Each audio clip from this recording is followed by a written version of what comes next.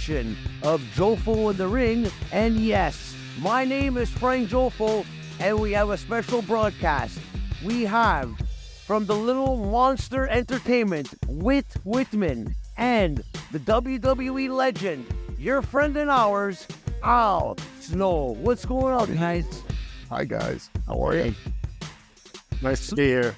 It's a pleasure to have you both here. Like I was saying before, I'm a big fan of Al Snow, so it's a great honor to have him here. And Whit, we've been looking at your work the last couple of weeks, and we're really excited that you're coming out with some two great movies that are coming out with your promotion here. Little Monster Entertainment. Can you tell the fans what to expect with this new movie that's going to be starring Al Snow?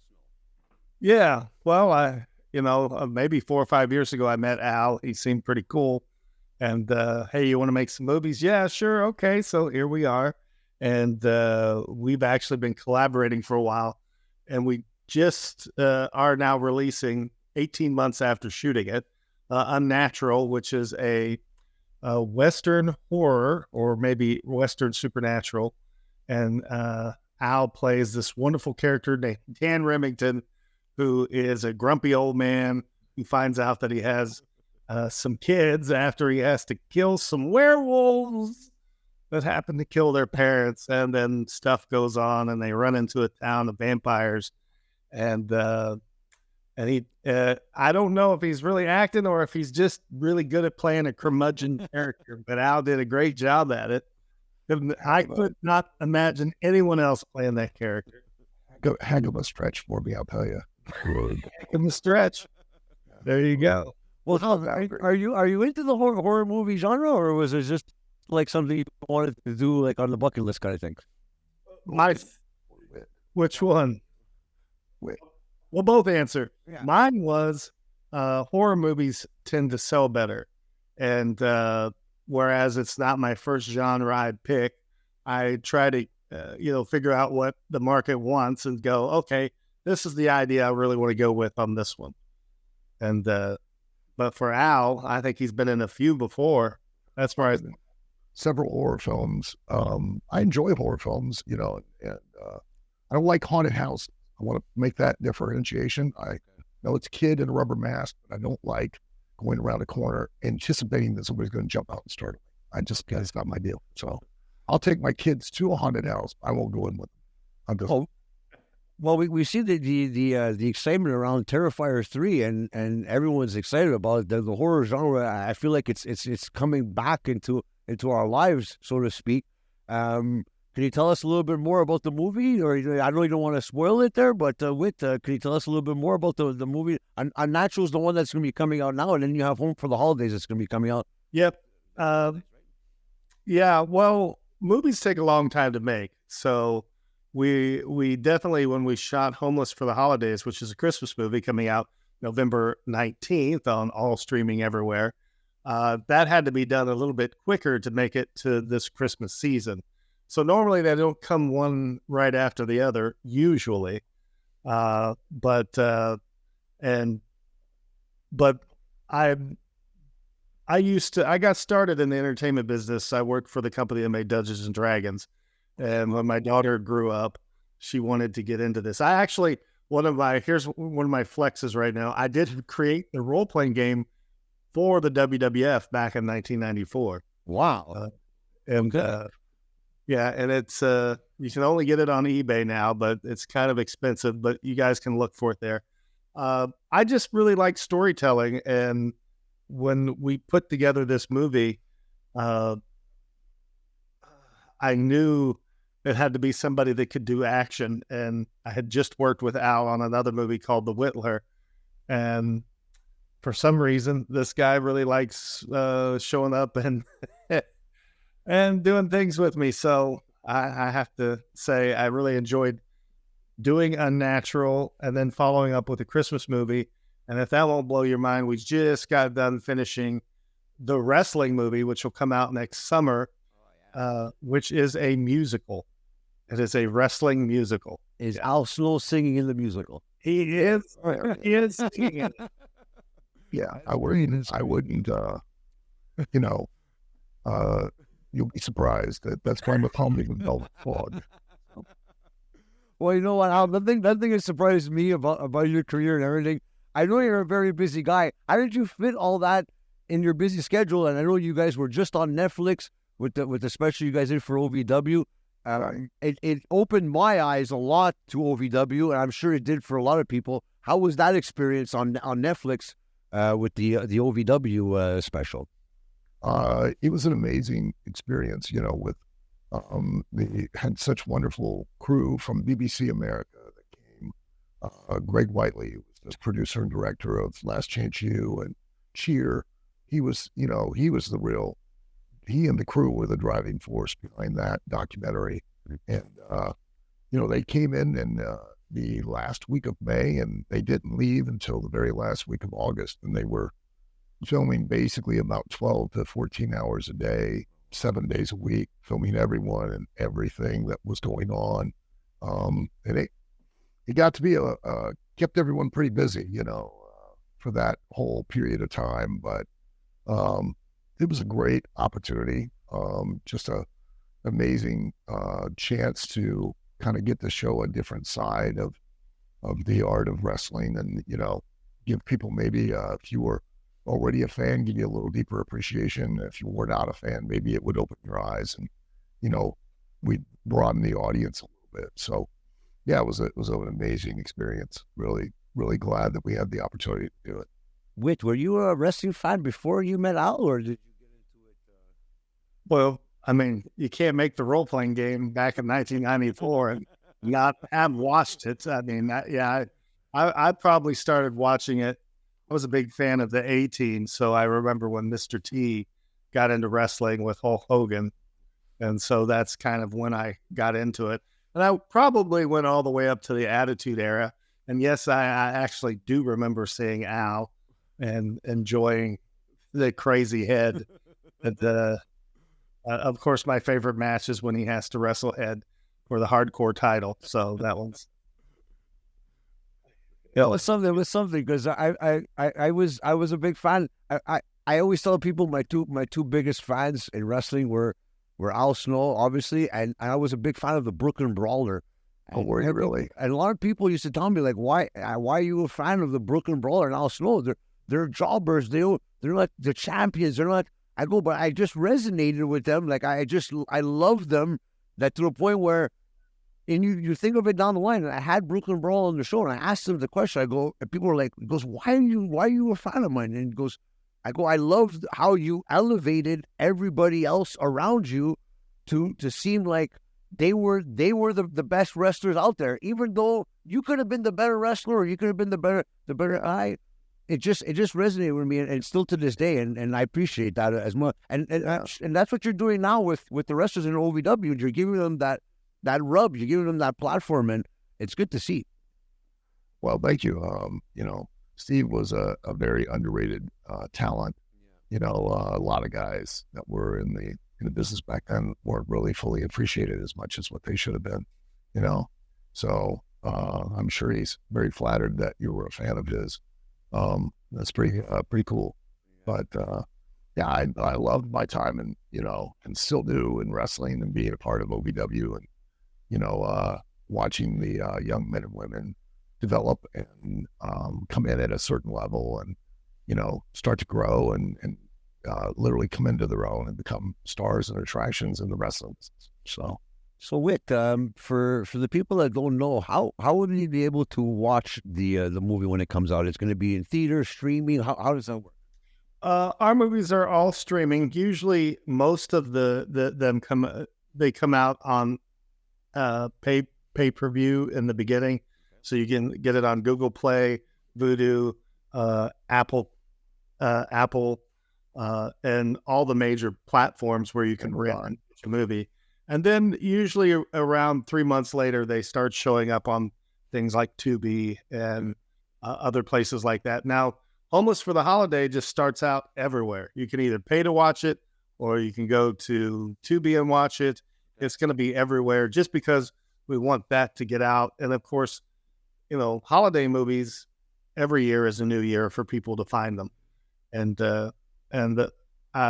It's a silly little movie. You can go to Breaking Glass Pictures or Little Monster Entertainment, and you can watch the trailers for both of them. Have you ever been in any of your movies as well, Whit? Oh, I try not to, actually. I started off many years ago. I was a savior on The Walking Dead. So I was there. I was there when Glenn got killed and Negan showed up. Really?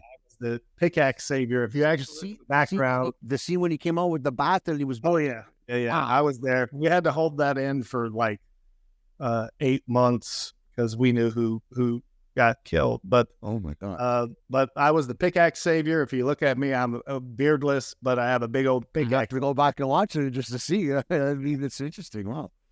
And that was about as famous as I wanted to be. So that was fun. And I just like writing them and filming them, and then working with wonderful people like Al Snow, John Wells, Darren Cupp, and a couple of our other wonderful actors that, and like Al does OVW, we actually do the same where our actors teach younger actors and they are in our films. So, well, I know that's the cliche, but everyone's like, when they go to WWE, they want to go to Hollywood after. Is that like, do you think that's still the cliche with like people that wrestle in OVW? Is that the end game for people that want to be a wrestler? And well, I'm going to make it to Hollywood for sure. But shouldn't it have been wrestling first, and let's see what happens later? Al? I think really the appeal nowadays for the younger generation is they just want to be famous. You know, it's not that they're pursuing even professional sports or acting or professional wrestling or whatever. They're not pursuing it because of it being a passion for the pursuit. It's more about being famous, being a celebrity, and I try to steer them away from that because, you know, it's never satisfying. Quite honestly, anyone could be famous at any point in time. It doesn't take much to be famous. The problem is fame's very fleeting. It doesn't last. But if you are really pursuing something with passion and desire, well, then you're going to become a star. And if once you're a star, you're always a star.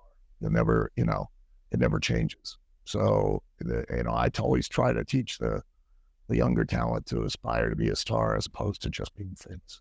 And I always say everyone starts out in the movie industry from sex, drugs, and rock and roll. That's why they're here. But the ones that stay are the ones that follow their craft.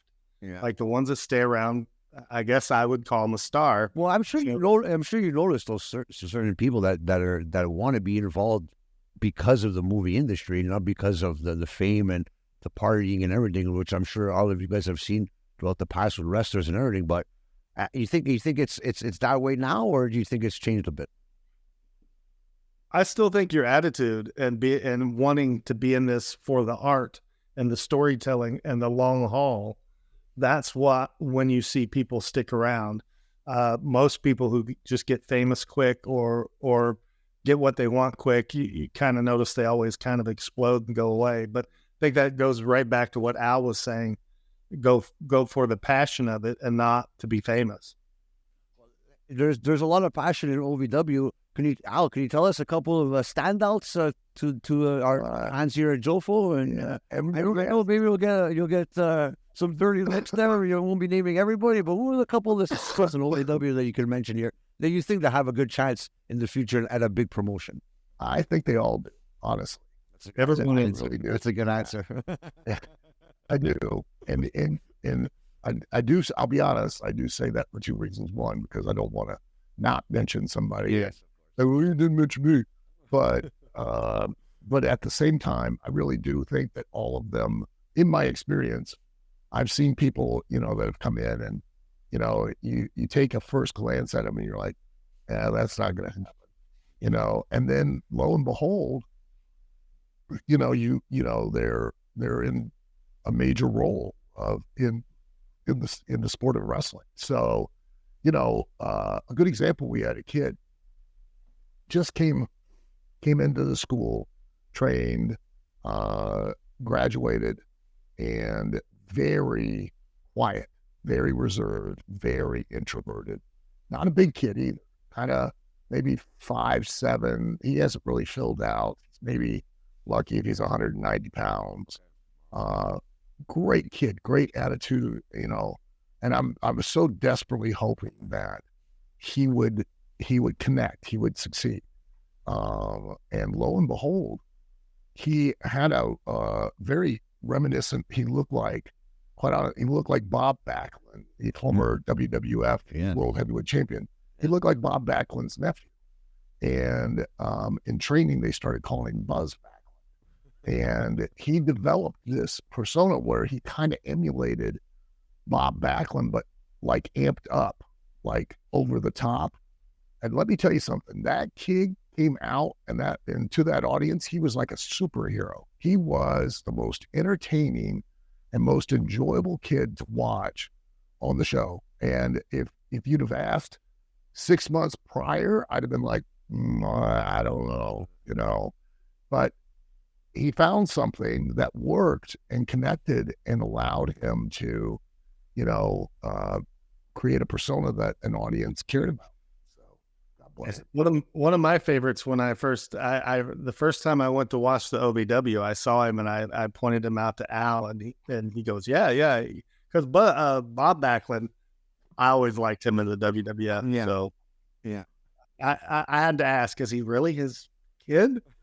So, one of Bob Backlund's like nephews, like he wrestles in the area occasionally, and actually came up to Buzz and was like, "Are we related?" I didn't know.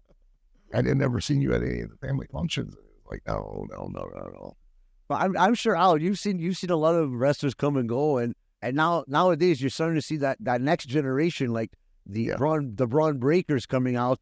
Of the nephew of the Steiners, is how great is it to see like that next generation coming up and taking over the business, so to speak? Well, it's great. I mean, that's what you need. You just constantly need, new talent, because ultimately, at the end of the day, more so than just about any other entertainment, of wrestlers product.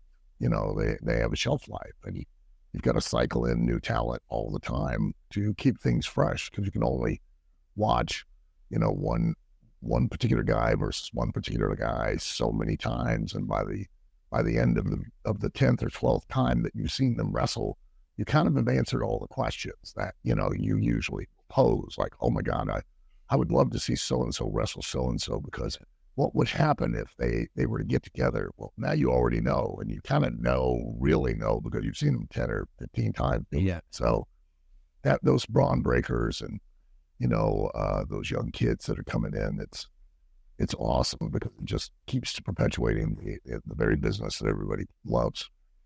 For the wrestling movie, can you give us a little description of what's going to happen in the movie? For like, is it more or less like like a typical wrestling movie? Like, no, this is a retelling. This is a retelling of the Muppet movie, but with wrestlers. Oh, really? And Al Snow plays an alternative version of himself, where he's a down and out wrestler, and he gets willed the OVW. Yeah, real alternative version again. You don't want to stretch. Yeah. He plays an alternative version of himself that has to get to the OVW in 7 days and then wrestle his nemesis to see who wins. But of course, he plays a down and out version of himself, so he's going from wrestling match to wrestling match. And there's about 14 songs in it. And my favorite one that Al sings is "I Love Ed," and so it is a probably PG-13 funny movie. Well, anything wrestling, I'm always intrigued. And speaking of already, well, you just said head. I always wanted to know where did that? I if it's no disrespect, the gimmick of the head, but where did that all come from? Where did the brainchild come from? Like, where did that idea come from, Al? At the time, I was, I had, it was very, it was all just me, my attitude, but I was very frustrated with my time in WWF at the time, and I tried to quit, and they rolled my contract over for another year, which really helped my attitude. And at the time, they were working up partnership with ECW, and I knew that I had to leave and go somewhere else to reinvent myself, to come back in a better place. And that was the objective. And I got lucky and had a friend that was there in ECW and went to bat for me. And one thing happened after another. Now I was put on loan. I was still under contract to WWF. Okay. I was put on loan. So Well, those were the days of the no guaranteed contracts too, right? If I'm not mistaken. correct. Yeah. Oh, Wonderful. yeah. Wonderful. Yeah. So, I basically assumed that if anybody had watched me on WWF, they knew me as Leif Cassidy. So, I figured anybody that was that happy all the time had to have some mental instability. And then I knew that anybody that knew me as Al Snow, like in the ECW audience, they'd know I'd been at it for 14, 15 years at that point. And that, I'd be pretty frustrated. So I tried to show ways that I had a nervous breakdown and like a mental break. And I was reading this book on abnormal psychology, and there was a lady in there that was a case study that they were doing, and she had schizophrenia, and she had what they call transference disorder. She transferred her illness onto the things that she heard the voices from. She thought they were crazy, not her. I thought that was fascinating. And just so happened that like that week when I was reading the book, I found a styrofoam head in the back, and I thought, what I'm going to do? I'm going to start carrying this to the ring and act like it's crazy, not me. Like the head's crazy, not me. And I went for a while with just a styrofoam head, and it started connecting and clicking, and then I got a beautician's mannequin head, and because I knew I had to have one with a face. Okay. And then that's where it just, went crazy. Was it always the same one you brought like city to city? Of course, yeah, you got to be very monogamous. You can't find good head everywhere. You know what I mean? You want to find it. You got to get it from the same place. Good head's not cheap either. Well, my producer just asked, goes, how did that work at the border? You're going through your suitcase and you find this. Oh, yeah. There were lots of interesting situations where it came to TSA, let me tell you. Lots of interesting situations. At one time, one of the TSA agents, my bag went through before I got to the other side. And I had put head in a mesh type bag inside my suitcase, thinking it would keep the hair better. And because they always complain about their hair. So the female TSA agent opened my suitcase and started screaming at the top of her lungs. I can just imagine what she thought. Because she thought it was a real decapitated head. So here come the cops running over with their guns drawn, and I'm like, throwing my hands up. I'm like, it's just it. And I had to, the explanation wasn't any better. I was like, it's part of my job. I'm a wrestler. I carry it to the ring. I talk to it. And they're just looking at me like, what are you going on with this? So, yeah, it didn't help matters, the explanation, but they let me go. So, storytelling is a big thing in professional wrestling now, like it was back in the day. I know it's very important in movies. Do you see the differences in storytelling in wrestling and in movies? Whit? I got the privilege of being backstage with Al during one of his shows and watch how he actually writes scripts, writes things, puts them down. In essence, the storytelling is the same. The delivery is different, of course, right? He gets one shot at it. We get multiple shots to make it perfect. Especially if you're live too, right? Like I like is on Thursdays, yeah. And so, but other than that, we actually have talked a little bit about storylines and things along that line.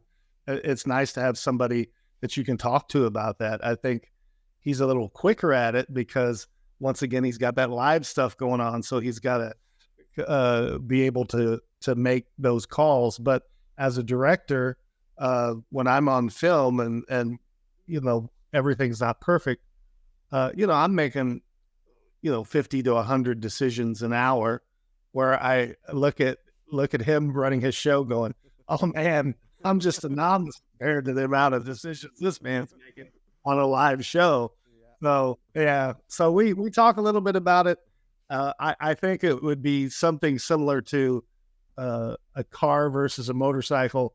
I get to drive in a nice car, take my time. He's driving a motorcycle, whipping in and out on his storytelling. But yeah, it's still the same, just a different vehicle.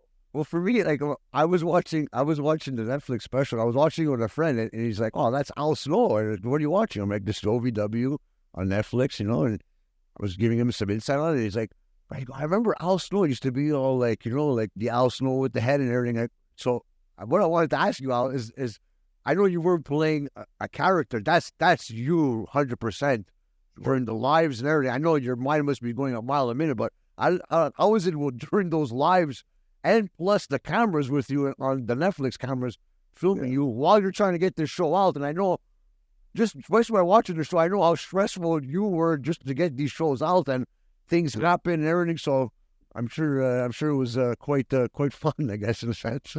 Well, the funny thing is that once those cameras come in at first, for about the first 3 or 4 days, you're kind of conscious and you're aware of them, and then they just disappear. They go into the woodwork. And, I made it a point to tell Greg Whiteley, look, I'm not going to do anything different. I'm not going to be any different. I'm not going to act any different. What you're going to see is what you're going to get, because when you go away, I'm still going to be here and I've still got to, exactly, maintain this. And I have a responsibility to the talent, and the staff, and the fans. And I'm not going to just do something just for TV. What you get is what you get. And he was like, "That's fine. That's what I want." I went, "Okay, cool." And a lot of people have supposed or surmised, thinking that a lot of stuff was staged, and none of it was staged. They, simply, some of the meetings were because, but other than that, everything that you watched happened. Basically, that's what was going to happen, whether the cameras were there or not. So. You were there, if I do recall, you were there at the Brock Lesnar debut in Montreal, which I was at that show as well, and I actually had a head in the stands, if that means anything. Yeah. I ended up bringing it in, and I'll tell you what I did. I told my friends, I was such a big Al Snow fan that imagine he could use it in a match, and he's going to do that. I go, when you throw it in the ring, I don't want to be that ass, but I ended up not in the ring, but not towards you guys, but I threw it towards the ring. Yeah. And I do remember that it did hit the ring and it went onto the side. I'm like, oh, maybe Al could have used it in the match. But then Brock Lesnar shows up. Yeah. How was that experience, and seeing Brock Lesnar debut that night and seeing what he's become in the world of professional wrestling? Brock's a great guy. I've known Brock, since the OVW days and beyond, even when he went to UFC. And a lot of people don't, know that I went out and filmed, I personally produced, directed, 2 documentaries on UFC 100 for his training camp to prepare for the rematch with, what's his name? Forgot his name. Frank Mir. That beat him. Frank Mir. Yeah. And then a second time after that too. Velasquez. When he stole for the title. Yeah. Yep. And was out there for weeks at a time, the whole training camp. Spending time with him. So he's a great guy. For me, the Whit, is it, how is it on set? I've never been on a movie set or anything. Is it somewhat like being in a backstage of a wrestling event, or is it completely different? Yeah, we try to. Sorry about that. That's okay. It's okay. We try to. I try to hide a little bit of the chaos away from everybody else. So from everyone else's point of view, it's kind of like hurry up and wait. To give you an idea, I was The Rock stand-in on Fast 8 for a little bit. And they would work a 12-hour day to film 90 seconds. When I was on The Walking Dead, we'd film a 12-hour day to do 5 to 7 minutes. And then on an independent film like what we do, we try to get about 9 usable minutes and shoot our movies in anywhere from 10 to 14 days. So now from my point of view and the crew's point of view, we're going like crazy because we've got to shoot. There's 44 scenes in a movie. Typically, we've got to shoot 4 to 5 of them a day. From our point of view, we're always rushing, but from the actor's point of view, probably 2 hours to 2.5, maybe 3 hours they work in a 12-hour day. So they think it's boring. Not everyone thinks it's boring, but because they spend time, whatever, but it can from a certain point of view. Like, for instance, sorry, I'm all over the place. I go to see Al's stuff. Al goes, it's boring back here in the control room, right? Because he's done 1,300 of these shows. Yeah. I didn't think it was boring. I enjoyed it. So I said, from my point of view, when you come on set, it's going to look, there's a lot of waiting, so it might look boring to the average person. But the first maybe 5 or 6 movies you make, you'll probably be pretty excited about all of it. I know I'm excited to see what these movies are all about. And like I said, a couple of my friends, I mentioned it to them, they're excited too, and we're gonna put out the word for that. But do you have any more besides the wrestling movie? I know you have a busy schedule. Is there any other movies you're gonna be coming out with? Any ideas in the future you want to do too? Yeah, we've actually already filmed Unnatural 2. So the sequel to Unnatural has been shot. We're probably going to shoot Unnatural 3 in the beginning of 2025. And I do have a zombie love story that's coming out next year. Not with Al. I have a Murder by Association, which is a murder flick, not with Al. And then 12 to Dawn, which is not with Al. So we're here to push us, but those on the other breed. I've got probably 8 movies coming out in the next year. Okay, wow. So we'll keep in touch, and we'll get it to the masses here. And we're based out of Montreal, Quebec, here in Canada. So we there's a lot of wrestling fans around here, a lot of big fans of you, Al, as well. So if they know you're plugged to the project, it'll entice them for sure. Yeah. I've been all over Canada wrestling. Do you have any good road stories from Montreal? There was the night that I got kind of intentionally embarrassed, where Mick Foley decided they would play a joke on me. Yeah. For weeks prior, Bob Holly and I would wrestle, and he'd love to put me up in a vertical suplex and just leave me up there, forever. So I'd get bored, and I'd start pointing at his crotch and going like, and he was like, they're always laughing, I don't understand why they're laughing. So he never knew what I was doing. So Mick told him that night. And so it was a 4 corners tag, the Dudleys, myself and Mick. I think it was Bob Holly and Crash Holly, and I think the Hardys were in there too, in Montreal. Now, keep in mind, this is Montreal in the winter in December. Oh, yeah. Okay, I got to push that out. And it's the ice arena, where the Canadians play. Yeah. So, and it's a packed house. And so I see Mick talking to Bob before we go out. And I'm like, yeah, something's up. So I try to avoid getting in the ring with Bob until finally they trick me in there, and Bob gets a hold of me, and he suplexes me and then takes my trunks and just goes and pulls them over and exposes the Dick Mango Trio to everyone there in Montreal. So at first, everyone didn't know what was going on, and as I tried to reach up and cover myself, they started laughing, and he just proceeded to keep turning me in the ring until everybody saw it. So, yeah. That's a great Montreal story. Are you in the future? Like, I know that. Are you still kind of involved in WWE? Like, you still talk to the guys in WWE? Well, I speak to them. I speak to a lot of the guys. That every once in a while. It's very difficult because they're really busy, and yeah, they're going through a lot with the acquisition by Endeavor, and all of that shuffling around and everybody try to find their feet and settling in. So it's there, the connection's there, but and you never know, maybe one of these days I'll show back up. Well, there's a lot of legends that are getting legend contracts, and I can't be here and not say that. Why not give one to yourself? If it's, I'd love to give one to myself, but that's up to you. I'm sure, have they talked to you recently? 'Cause I know a lot of people are coming into making cameos and stuff. Arn Anderson's been there a couple of times now recently. Tony Blanchard, doing the whole DDP as well. And I'd love to see Al Snow, even if you don't have to come as Al Snow with the head, but just to come and I'm sure you'll get a great ovation. And a lot of people would appreciate that as well. Yeah, it would be fun, but nothing's come to the bike yet. So. Okay. Before we get off here, I do want to push his OVW Academy. If there's anyone out there watching that wants to get a start in it, I'd say jump onto his website and look at OVW Academy. Who else would you want to train?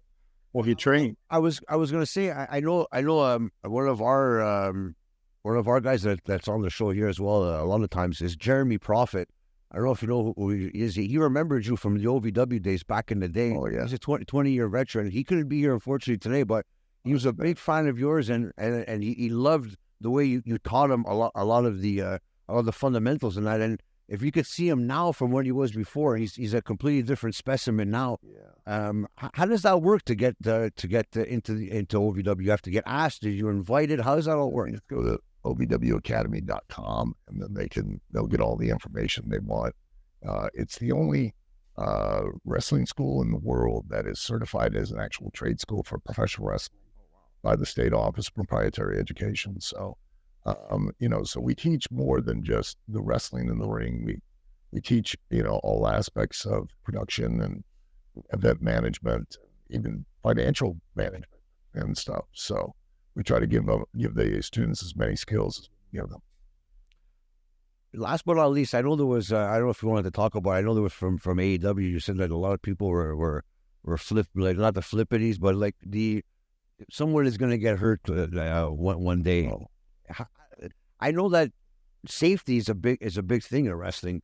Do you think it's getting a little bit better in AEW, or do you think they're going down that dark road? I don't know. I don't get to watch it that much because I'm so busy, doing interviews,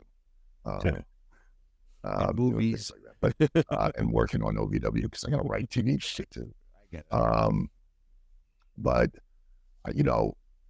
I think that it's not a matter of safety because it is a matter of safety, but it's trying to instill in the performers that that an audience doesn't buy a ticket to see what you can do. They buy a ticket to see who you are and why you're doing it. They want to know, they want to believe in you. They don't want to believe in what you do. They want to believe in who you are and why you're doing it. And the trend is the constant elevation of the physical aspect of things that really they just keep raising the bar. And regardless of what anyone would think, contrary to popular belief, wrestling's not fake. It's not fake at all. The only thing that's not real, if you want to say, is that the outcome is already decided before we go to the ring. That's it. Everything else physically is quite real, and it all hurts. And there is always a percentage of a chance that those young men and women that are in that ring can end up with a life-altering or life-ending injury. Not just where they're going to be hurt or break a bone, like they could die. And when you base everything that you do psychologically on the interaction with the audience via the vehicle of physical action, then what happens is your audience becomes jaded very quickly. And you've got to constantly raise the bar, which they're doing. And they're raising the bar exponentially, creating more and more of a physical risk that would possibly create the opportunity for someone to really suffer a terrible tragedy. And you do see a lot more propensity of that in AEW than you do anywhere else. And, I know that you're referencing that quote or that statement I made on Vince Russo's podcast. Yeah. And I wasn't saying that to damn or... A lot of people took it out of context, right? So, yeah, of course. Because, like I tell people all the time, I'm responsible for what I say. I'm not responsible for what you understand. Exactly. So, that's up to you. And I don't worry about offending you because that's your problem. I still believe in sticks and stones break my bones. Words don't hurt me. But that was an expression that if that particular company doesn't rein in their performers to where they're constant, and now they're starting to do a lot of this deathmatch stuff that you see on these really fringe independent wrestling shows where you now have cinder blocks in the ring and People getting set on fire, pieces of glass, and people setting each other on fire, different things like that. That now the risk goes up again. Of that somebody could suffer a permanent or life-ending injury. So that was why I said it was that, that what seems to be, the freedom and independence of that company to do that for their performers without real direction is creating an opportunity for even greater and greater risk. And we may see a terrible situation. Well, God forbid it doesn't happen. Oh, I know. That's the last thing. Most people think I'm saying this as a way to critique or criticize, but I'm not. I'm not actually saying to, because I know, not that I say I know you very well, but I kind of know the kind of person you are, and I know that you didn't mean it in that way. And obviously, everybody, it's the same thing with WWE, the same thing with AEW. You have those people, that group of people that they'll take it out of context and just I'm saying it as a cautionary, saying it as a cautionary statement to prevent the potential possibility of it happening. Like, wisen up, guys. The wheel's still round. You haven't changed it, and those risks are still inherently there. And the more you keep physically upping the bar, the more it's going to create a potential for just a terrible situation, which none of us want. So, sure. Okay, so we're writing down here. Whit, I wanted to ask you personally, because we are we're very video editing oriented over here at Jofo in the Ring. We do all our stuff ourselves. Someone that wanted to get into the movie business, producing, editing, anything like that. How would they go about that the way you did it in your career? Well, interestingly enough, I got my start running conventions for TSR, and so I began my career logistically. So a movie is like creating a convention or a weekly show where people show up and but instead of playing games, you make a movie, right? So you kind of have to, first of all, be logistically inclined to make a film, and then have some type of creativity or the ability to write stories. That's the biggest part. Then you have to find a bunch of crazy people willing to invest money, because, unlike other pieces of artwork, our movies are anywhere between $30,000 and $60,000. And that's a big piece of artwork, right? Not everyone can go out there and get that. Yeah. So I would say get with 5 friends who are passionate at doing something as you are, divvy up all the things you need to do. And I'll just end it by saying, you actually, if you study lighting, you can film on an iPhone 15 or better and learn to make movies. And so there are the hurdles that there used to be in filmmaking, and kids are getting creative these days with their TikToks and all these other things. I once again, you just have to have that passion for storytelling, and so don't use not having money and don't have equipment. Pick up your phone and go shoot something. Some good advice. So winding down here, we'll start with Whit. Can you give us your social media platforms and like, I know you said it before, but you can just repeat yourself again, where we could, when the movie could be coming out, and then we'll follow with Al. Yeah. The movie's Unnatural is coming out October 29th. You'll be able to watch it on Apple, Google, Amazon, Vudu, and Vimeo, as well as other platforms. If you want to find out more about our companies and the movies that we're making, go to littlemonsterentertainment.com. We have our trailers there. We're also on YouTube, TikTok, Instagram, and Facebook. So, oh, well, if you want to get more information on OVW, you can go to ovwrestling.com.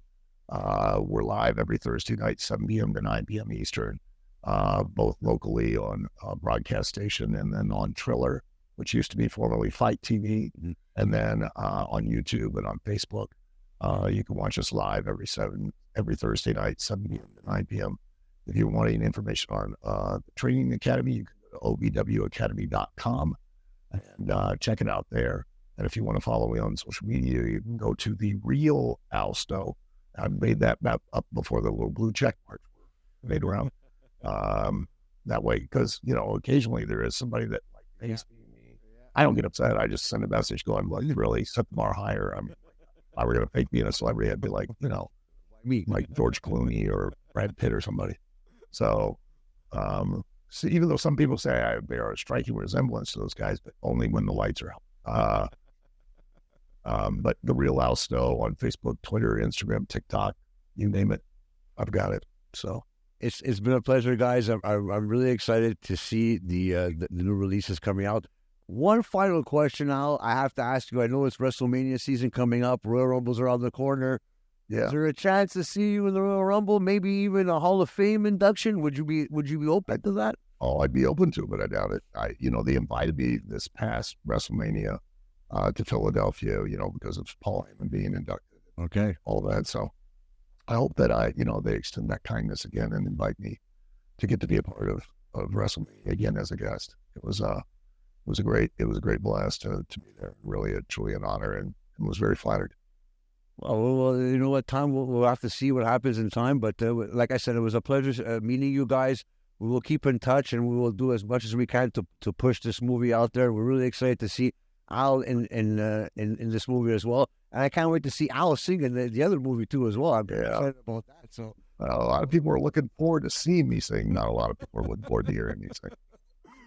Well, I guess we're gonna have to wait and see. We'll be patient to see that, but Al, it's been a pleasure, man. You're a true legend to this business, and we'll be. And honestly, it's a pleasure to even to sit down here and shoot the shit with you, man. It's definitely a pleasure as well. Thank you very much for your time, and appreciate you having us on.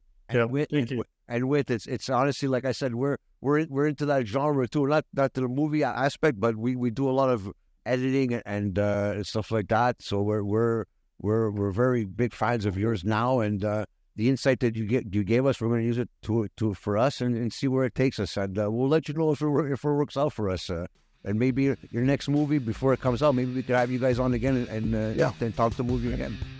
Absolutely. Thank you so much for having us. I appreciate it, guys, and out there, everybody, follow these gentlemen, follow their journey. You'll be watching the movie when it comes out very shortly. I'm sure you'll be excited about it. Follow us on social media, Jofo in the Ring on all social media platforms. Subscribe to us on YouTube. Support us. Support these gentlemen as well. And remember, wrestling is... Thank you, guys. Bye-bye. So, Jofo, I'm a gargle shot for Kurt Hennig, everybody, before we go. Oh, no.